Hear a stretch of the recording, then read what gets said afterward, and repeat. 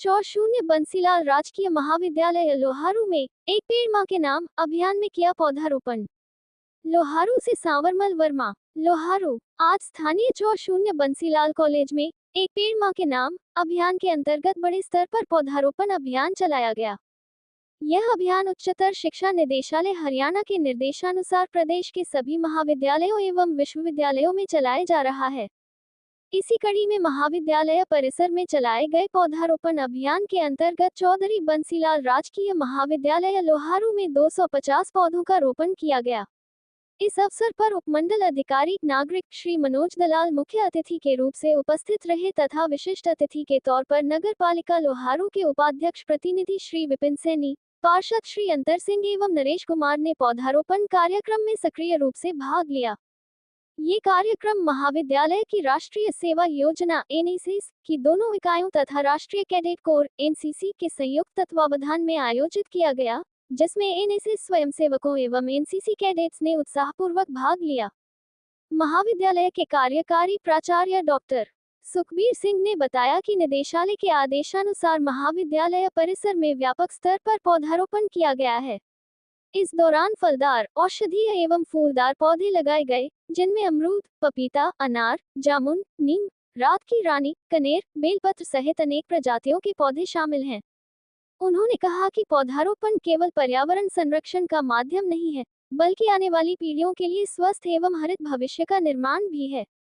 इस अवसर पर एसडीएम श्री मनोज दलाल ने विद्यार्थियों को संबोधित करते हुए कहा कि पौधे लगाने के साथ साथ उनकी देखभाल और संरक्षण की जिम्मेदारी भी हम सभी की है। उन्होंने विद्यार्थियों को अपने लक्ष्य को पहचानकर उसे प्राप्त करने के लिए निरंतर परिश्रम एवं पुरुषार्थ करने की प्रेरणा दी। इस अवसर पर महाविद्यालय के वरिष्ठ professor doctor Mukesh Kumar Chahal, doctor Sujit Kumar एवं श्रीमती प्रीति एनएसएस प्रभारी, डॉक्टर बजरंग एवं मोनिका एनसीसी प्रभारी, doctor Umed, Shri Anirudh, doctor Ajay Vashisht, doctor Preeti, Shri Vijay, Shri Ashok, Abhita, Anju, Sangam, Poonam, Sonika, Pinki, Surendra Mali, Ajay, Rajesh, Umed, Anil सहित समस्त स्टाफ सदस्य उपस्थित रहे। ठीक है, लगभग सारे ही हो आप, है ना। तो सवाल बहुत सीधा है सर, ताकि उससे फिर हमें आइडिया आ जाए कि जो बात हम यहाँ कर रहे हैं आपके साथ, अगर तो ये आपको महज औपचारिकता लगती है और आपको ये लगता है कि भाई यार 1 घंटे ये कार्यक्रम रहा है, इनको बोलना ही हो, जिस ऊर्जा के साथ बात करते हैं ना, तो फिर हमारे पास बहुत काम होते हैं, सचमुच इतने सारे काम होते हैं। लेकिन मैंने कहा था ना कि प्राथमिकताएं सेट करनी होती हैं आपको। उसी लिहाज से अगर आप सामान्य तौर पर मेरे ऑफिस में पहुंचेंगे तो मेरे पास कामों का इतना लंबा ढेर होगा, फाइलों का या लोगों के मिलने का समय नहीं मिल पाएगा मुझे। लेकिन मैं फिर भी उस प्राथमिकताओं को चुनता हूं ना, तो पहले प्राथमिकता में मुझे ये चुनना होता है कि ये हम सब की साझी जिम्मेदारी है कि जो ये नौजवान ऊर्जा है, इसको जब जब समय मिले, हमें अवसर मिले, इसको सही दिशा दिखाने का हमारा जिम्मा है। ये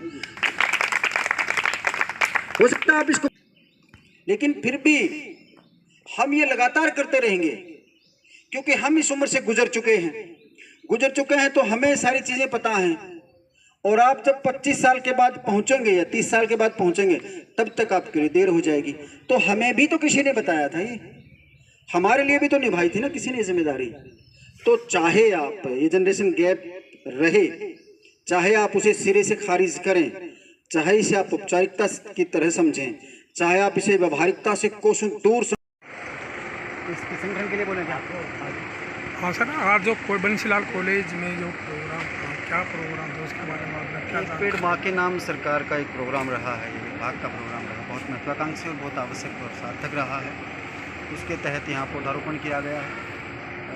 सभी प्रोफेसर्स के साथ और सभी बच्चों ने भी मिलकर के उसमें भाग लिया है और सारे उत्साही हैं कि, और हमने उनसे आशा रखी है कि प्रत्येक बच्चा साल में लगभग 10 पेड़ लगा करके उनकी पालना करें, ताकि समय के साथ जब हम अगले 5 साल में देखें तो हमारा लोहारू जहाँ जहाँ हम रह रहे हैं वो इलाका हरा भरा हो और पानी की जो कमी हो रही है वो कमी। बस इतना ही है कि ये औपचारिकता ना रहे, बस पौधारोपण, पौधा आपने लगाया है तो एक बच्चे की तरह 3 से 4 साल संभाल करें उसको, तो वो बहुत आवश्यक है, प्राथमिक रूप में है, वरना सारी चीज़ें अधूरी हैं। और मैं शहीद भगत सिंह की छात्र संगठन के नौजवान बच्चों को भी धन्यवाद दूंगा कि वो अपने से थोड़ा अलग सोच रहे हैं, थोड़ा बड़ा सोच रहे हैं, थोड़ा विशाल सोच रहे हैं, कि आयाम बड़े हैं। और ऐसे बच्चे ही समाज को बहुत जल्दी नेतृत्व कर पाते हैं।